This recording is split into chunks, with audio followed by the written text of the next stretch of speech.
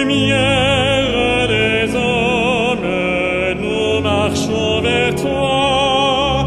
Fils de Dieu, tu nous sauveras.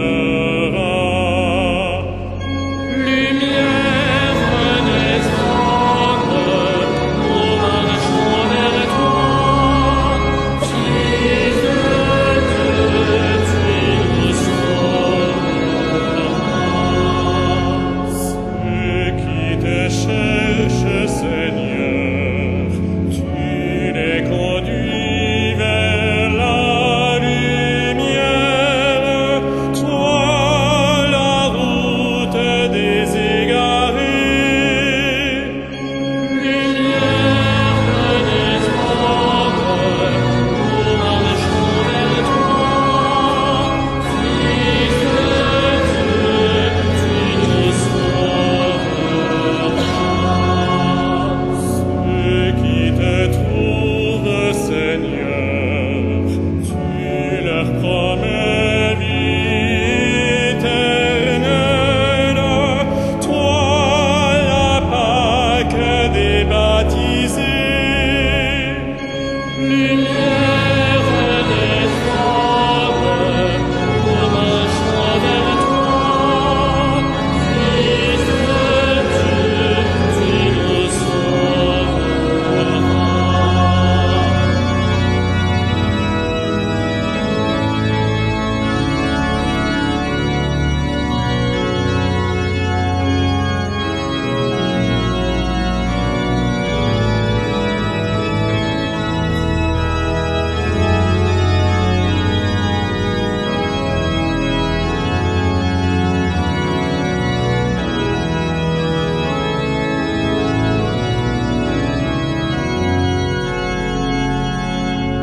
Ceux qui te suivent, Seigneur, tu les nourris de ta parole. Sois le pain de tes invités. Lumière des hommes, nous marchons vers toi. Fils de Dieu, tu nous sauveras. Ceux qui te cherchent, Seigneur, tu les conduis vers la lumière. Toi, la route des égarés. Lumière des hommes, nous marchons vers toi. Fils de Dieu, tu nous sauveras.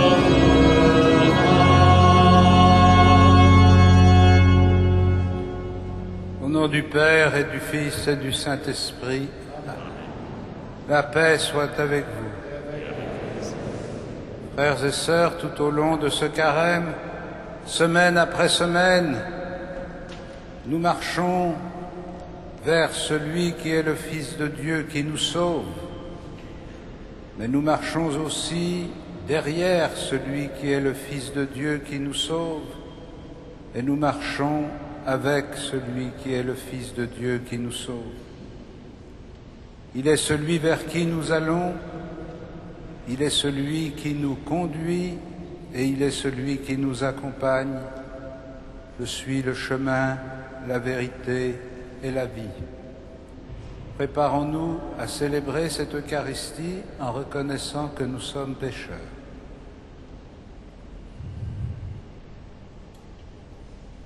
Je confesse à Dieu Tout-Puissant, je reconnais devant mes frères que j'ai péché en pensée, en parole, par action et par omission. Oui, j'ai vraiment péché.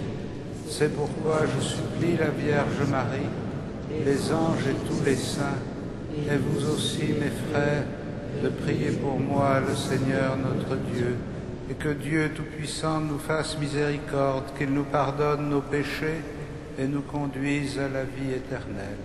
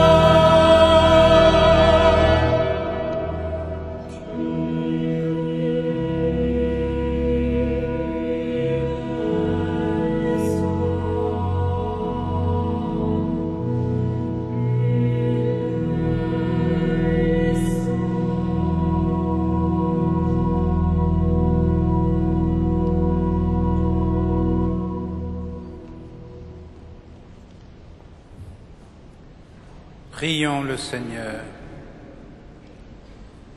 Seigneur, tu nous as dit d'écouter ton Fils bien-aimé. Fais-nous trouver dans ta parole les vivres de notre foi a besoin, et nous aurons le regard assez pur pour discerner ta gloire.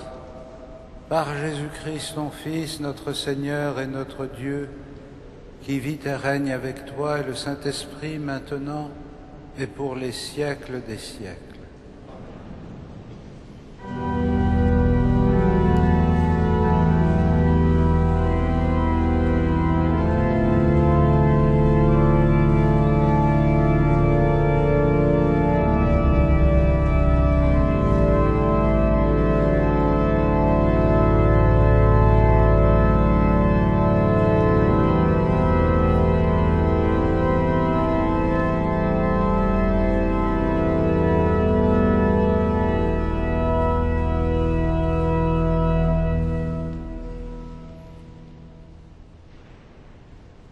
Lecture du livre de la Genèse.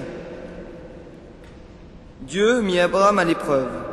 Il lui dit : « Abraham. » Celui-ci répondit : « Me voici. » Dieu dit : « Prends ton fils unique, celui que tu aimes, Isaac, va au pays de Moria, et là tu l'offriras en sacrifice sur la montagne que je t'indiquerai. » Quand ils furent arrivés à l'endroit que Dieu lui avait indiqué, Abraham étendit la main et saisit le couteau pour immoler son fils. Mais l'ange du Seigneur l'appela du haut du ciel et dit : « Abraham, Abraham !» Il répondit : « Me voici. » L'ange lui dit : « Ne porte pas la main sur l'enfant, ne lui fais aucun mal. Je sais maintenant que tu crains Dieu. Tu m'as pas refusé ton fils unique. » Abraham leva les yeux et vit un bélier qui s'était pris les cornes dans un buisson. Il alla prendre le bélier et l'offrit en holocauste à la place de son fils. Du ciel, l'ange du Seigneur appela une seconde fois Abraham. « Je le jure par moi-même, déclara le Seigneur, parce que tu as fait cela, parce que tu m'as pas refusé ton fils unique, je te comblerai de bénédictions. Je rendrai ta descendance aussi nombreuse que les étoiles du ciel et que le sable au bord de la mer, et ta descendance tiendra les places fortes de ses ennemis. Puisque tu m'as obéi, toutes les nations de la terre s'adresseront l'une à l'autre la bénédiction par le nom de ta descendance. » Parole du Seigneur.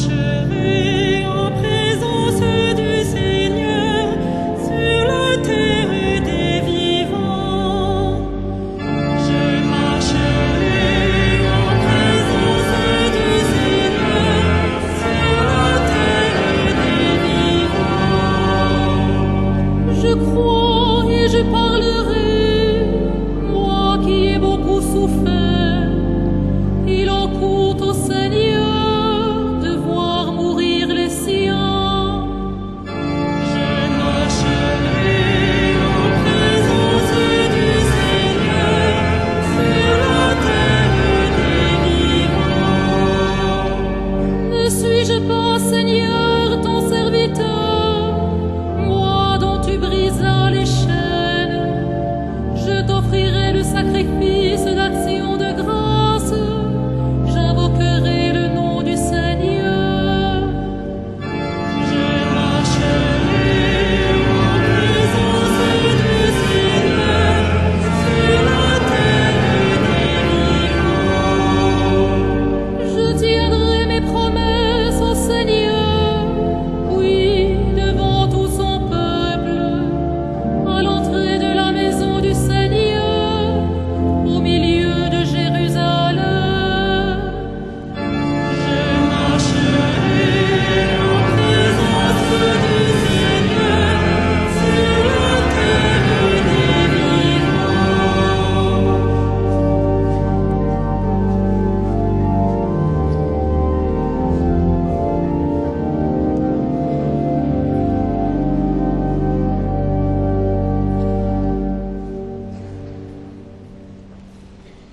Lecture de la lettre de saint Paul, apôtre aux Romains.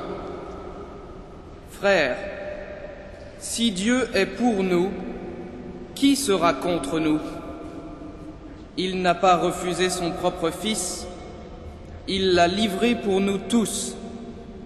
Comment pourrait-il, avec lui, ne pas nous donner tout?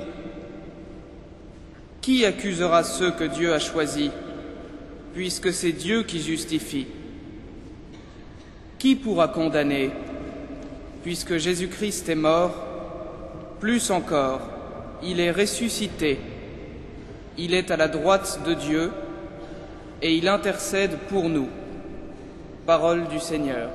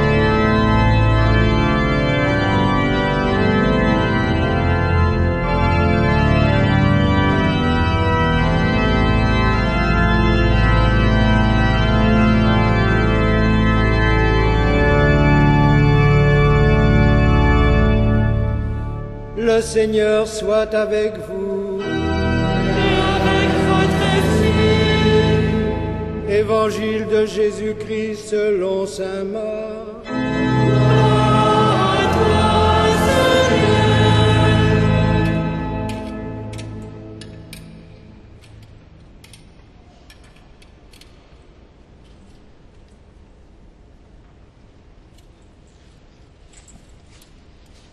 Jésus prend avec lui Pierre, Jacques et Jean et les emmène, eux seuls, à l'écart sur une haute montagne.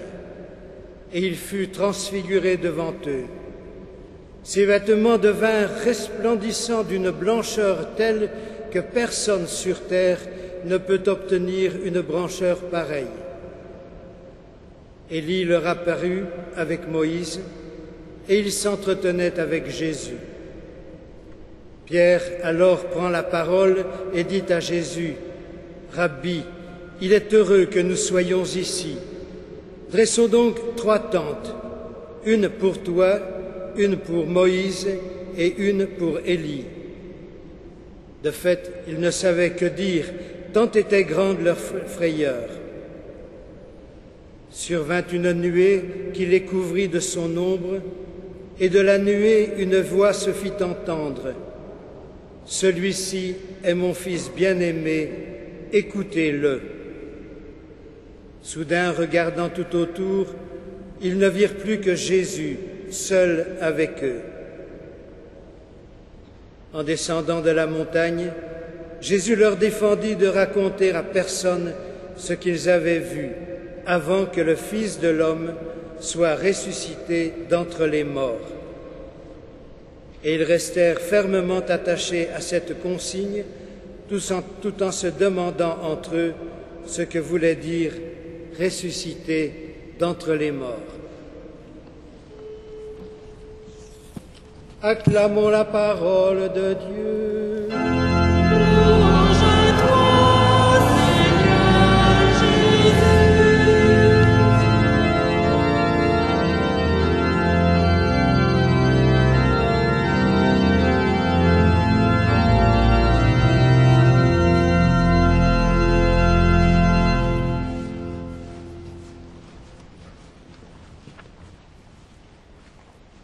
Frères et sœurs, tout au long de notre chemin vers la Pâque, la liturgie de chaque dimanche nous aide et nous invite à franchir de nouvelles étapes. Et l'étape de ce jour nous est clairement indiquée par la place du récit de la transfiguration dans les évangiles synoptiques.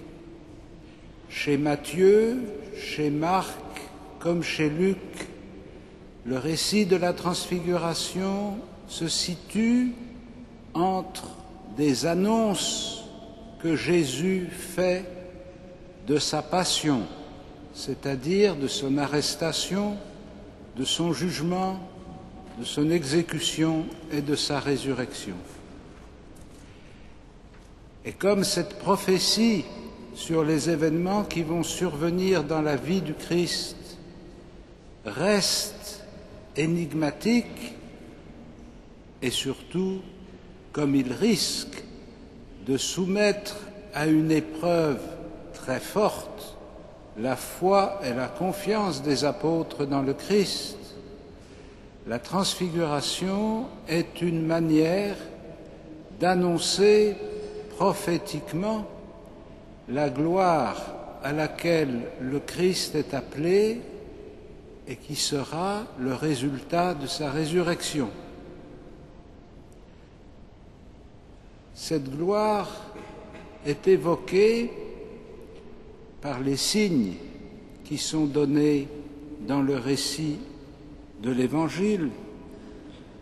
Son visage devient brillant comme le soleil, ses vêtements sont blancs comme la lumière, et ces signes, malgré la sobriété du texte, évoquent évidemment pour les auditeurs juifs de l'Évangile les signes d'une théophanie, d'une manifestation de Dieu.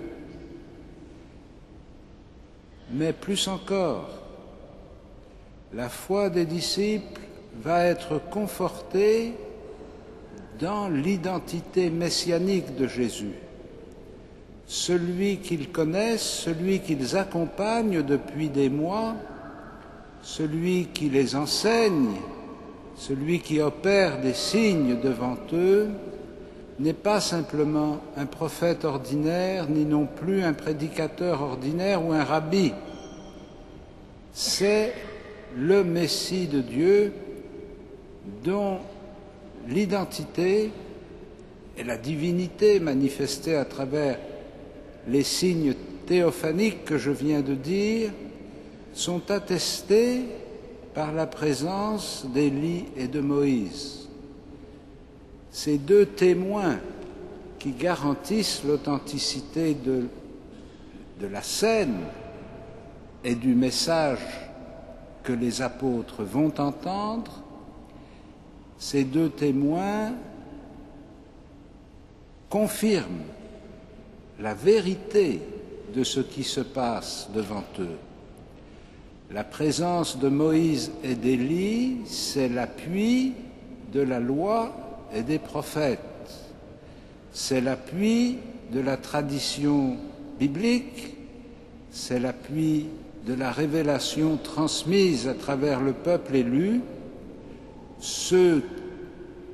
celui que Moïse et Élie entourent de leur présence et désignent à l'attention des apôtres, c'est celui que Dieu a promis d'envoyer.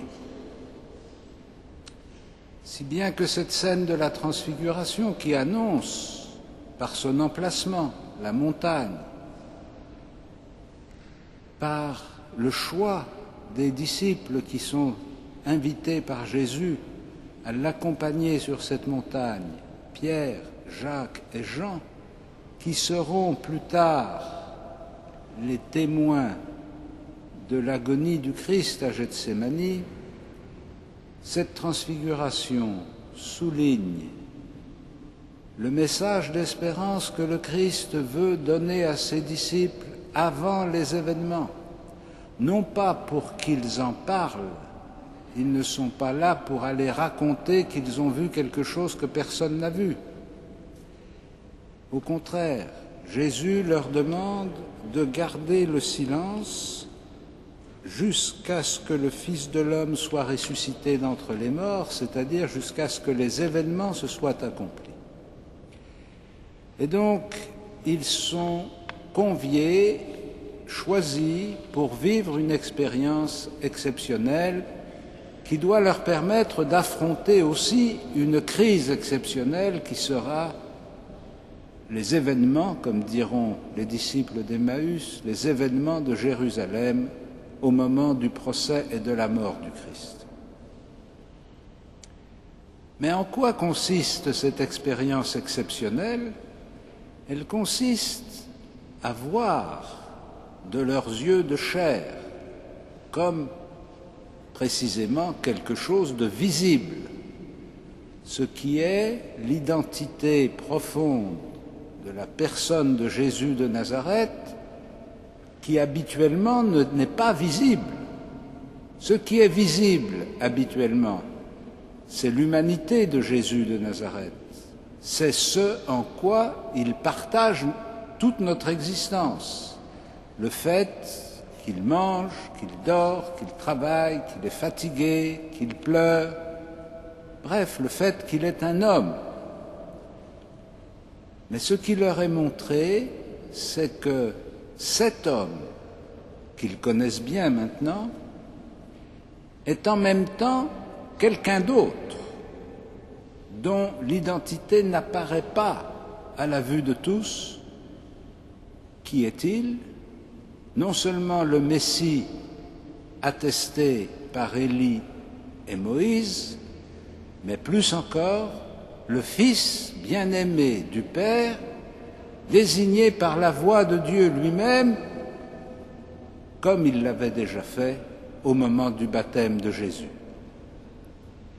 En désignant Jésus de Nazareth comme son Fils bien-aimé, le Père dévoile non seulement ce qui va advenir à ce Fils bien-aimé, c'est-à-dire sa mort et sa résurrection, mais il dévoile en même temps ce que nous sommes appelés à vivre avec lui, c'est-à-dire à laisser la puissance de la vie divine habiter notre existence humaine, à laisser la puissance de l'amour de Dieu transformer de manière invisible ce que nous vivons de manière visible. De même que le Fils de Dieu est invisiblement présent dans la personne visible de Jésus de Nazareth. De même, chacune et chacun d'entre nous sont de manière invisible dans une communion avec le Père qui transforme notre manière de vivre visiblement. Nous ne sommes pas simplement des êtres humains jetés sur la surface du globe, nous sommes image de Dieu, nous sommes enfants de Dieu, nous sommes marqués par l'onction divine, comme le Fils, nous sommes d'une certaine façon devenus des Christ, des chrétiens. Cette existence chrétienne, nous en donnons le signe à travers notre manière de vivre de chaque jour. Comment l'amour de Dieu transparaît à travers notre manière d'être, si bien que la transfiguration vécue par Jésus devant les 3 apôtres qu'il a choisis et entraînés pour cette expérience exceptionnelle n'est pas simplement un événement qui concerne le temps du Christ, c'est un événement qui concerne tout le temps de l'expérience chrétienne au long de l'histoire de l'humanité. Nous aussi, aujourd'hui, nous sommes invités à écouter le Fils unique du Père et à devenir en lui les enfants de Dieu qui portent de façon invisible la marque de leur communion avec le Père. Amen.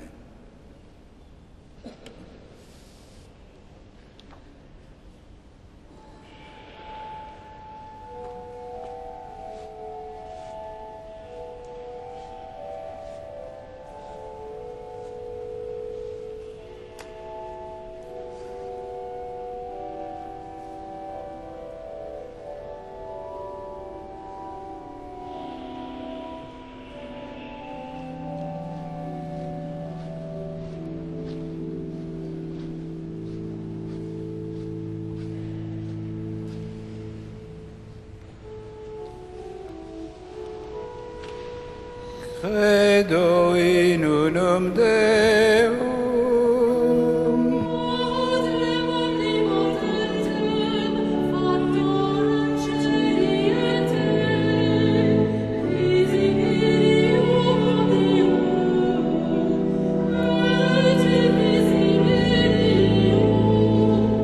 et in unum Dominum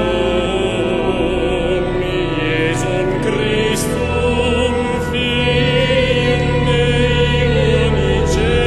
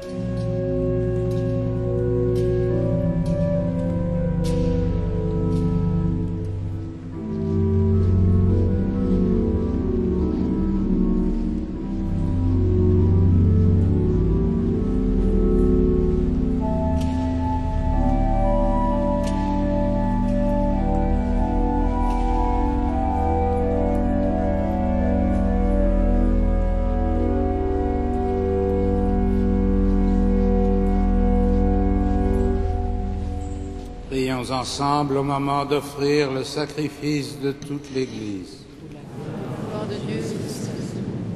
Seigneur, que cette offrande nous purifie de nos péchés, qu'elle sanctifie le corps et l'esprit de tes fidèles, et qu'elle les prépare à célébrer les fêtes pascales par Jésus, le Christ, notre Seigneur. Le Seigneur soit avec vous. Et avec votre esprit. Élevons notre cœur. Retournons vers le Seigneur. Rendons grâce au Seigneur, notre Dieu. Cela est juste et bon.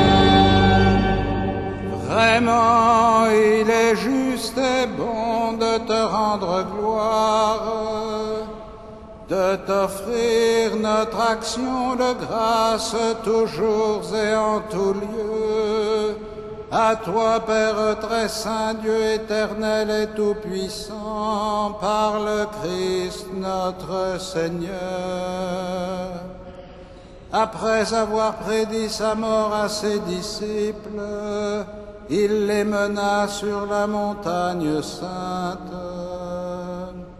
En présence de Moïse et du prophète Élie, il a manifesté sa splendeur. Il nous révélait ainsi que sa passion le conduirait à la gloire de la résurrection. C'est pourquoi, avec les anges et dans le ciel, nous pouvons te bénir sur la terre et t'adorer en chantant.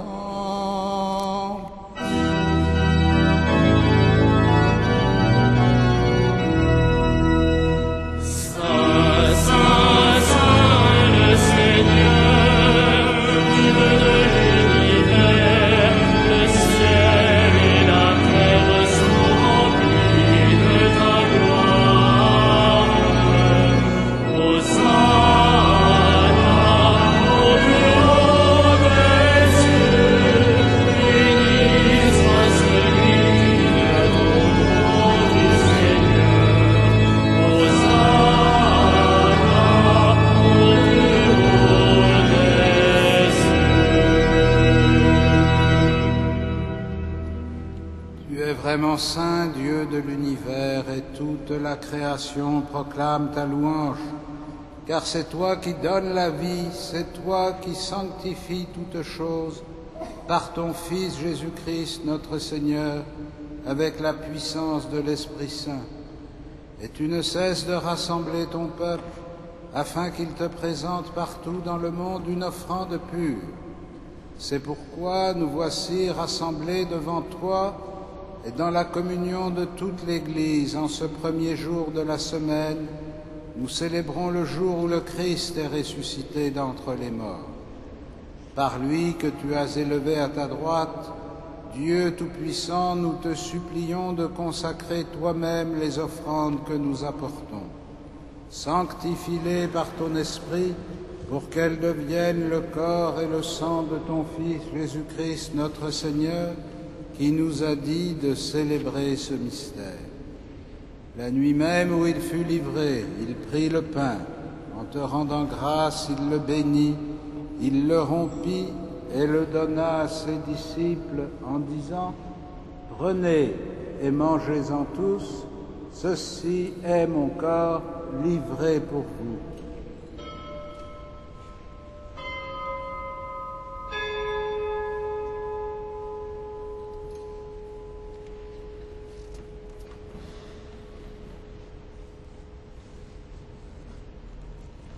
De même, à la fin du repas, il prit la coupe. En te rendant grâce, il la bénit et la donna à ses disciples en disant : « Prenez et buvez-en tous, car ceci est la coupe de mon sang, le sang de l'alliance nouvelle et éternelle, qui sera versé pour vous et pour la multitude en rémission des péchés. Vous ferez cela en mémoire de moi. »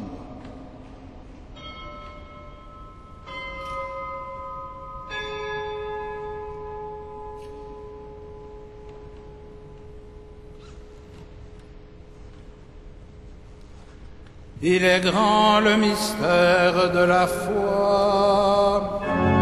Nous proclamons ta mort, Seigneur Jésus. Nous célébrons ta résurrection. Nous attendons ta venue dans la gloire.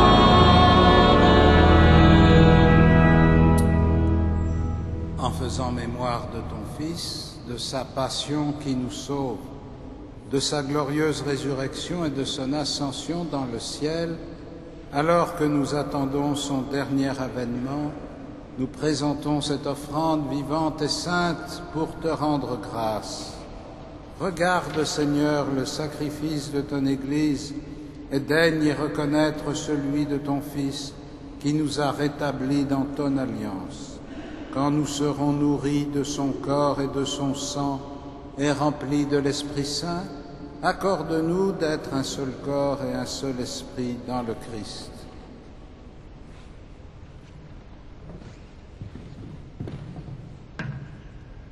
Que l'Esprit Saint fasse de nous une éternelle offrande à ta gloire, pour que nous obtenions un jour les biens du monde à venir auprès de la Vierge Marie, la bienheureuse Mère de Dieu, avec les apôtres, les martyrs et tous les saints qui ne cessent d'intercéder pour nous.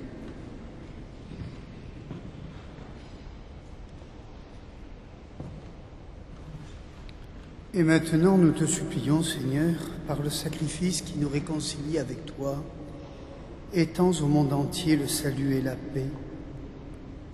Affermis la foi et la charité de ton Église au long de son chemin sur la terre.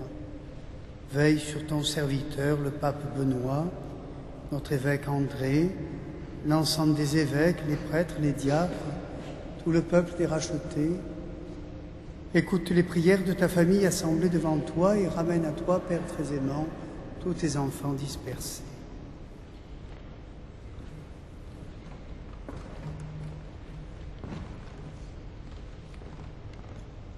Pour nos frères défunts, pour les hommes qui ont quitté ce monde et dont tu connais la droiture, Seigneur, nous te prions. Reçois-les dans ton royaume, où nous espérons être comblés de ta gloire, tous ensemble et pour l'éternité, par le Christ notre Seigneur, par qui tu donnes au monde toute grâce et tout bien.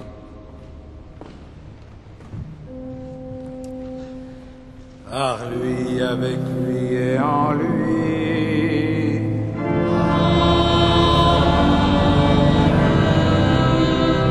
À toi, Dieu le Père Tout-Puissant, dans l'unité du Saint-Esprit.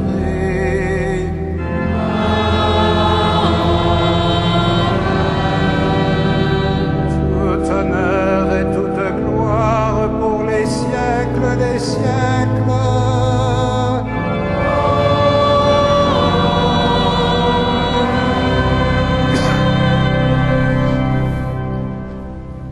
Unis dans le même esprit, nous pouvons dire avec confiance la prière que nous avons reçue du Sauveur. Notre Père, qui es aux cieux, que ton nom soit sanctifié, que ton règne vienne, que ta volonté soit faite sur la terre comme au ciel. Donne-nous aujourd'hui notre pain de ce jour.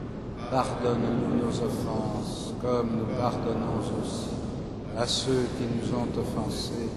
Et ne nous soumets pas à la tentation, mais délivre-nous du mal. Délivre-nous de tout mal, Seigneur, et donne la paix à notre temps. Par ta miséricorde, rends-nous libres du péché. Rends-nous forts devant les épreuves en cette vie, où nous espérons le bonheur que tu promets et l'avènement de Jésus-Christ, notre Sauveur.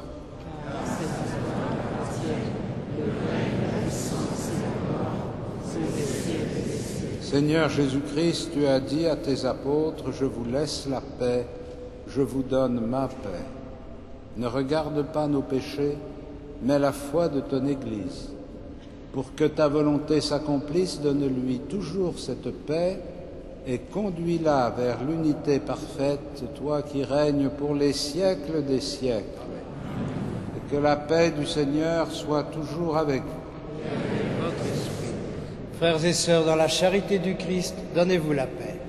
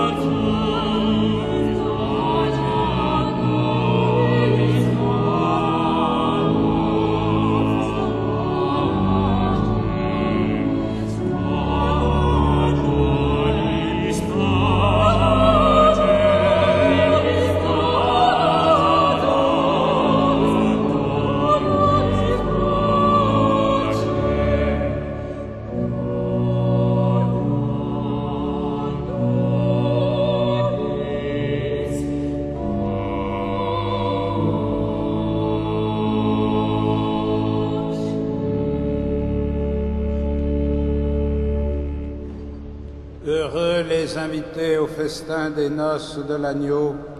Voici l'agneau de Dieu qui enlève le péché du monde. Seigneur, je ne suis pas digne de te recevoir, mais dis seulement une parole et je serai guéri.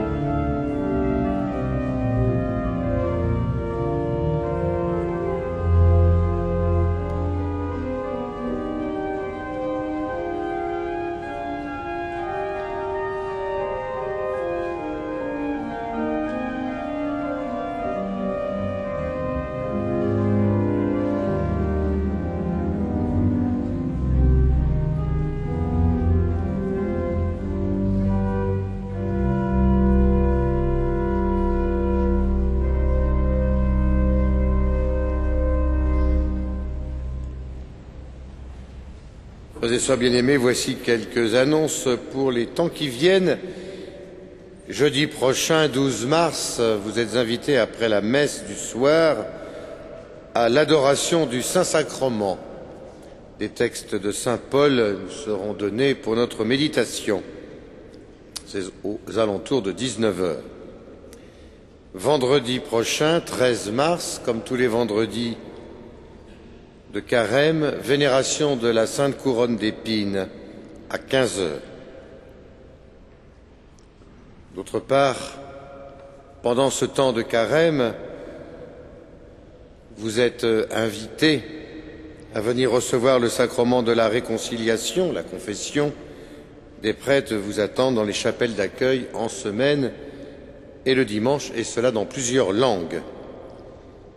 D'autre part, notez dès maintenant que la grande semaine des chrétiens, la semaine sainte, aura lieu du 5 avril au 12 avril, et qu'il est important de libérer son agenda pour pouvoir participer à ces offices saints.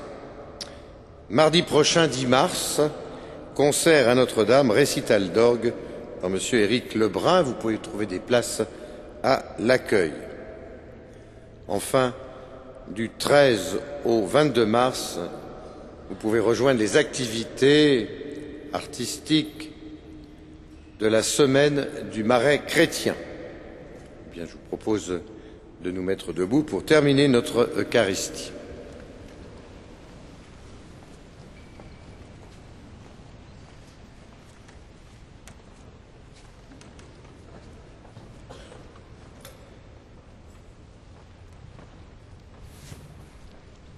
Seigneur, pour avoir communié au mystère de ta gloire, nous voulons te remercier, toi qui nous donnes déjà en cette vie d'avoir part au bien de ton royaume par Jésus le Christ, notre Seigneur.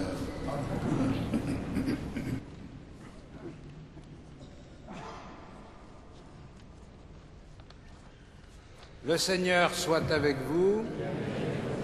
Que Dieu Tout-Puissant vous bénisse, le Père, le Fils et le Saint-Esprit. Allez dans la paix et dans la joie du Christ. Nous rendons grâce à Dieu. Ave Regina Caelorum.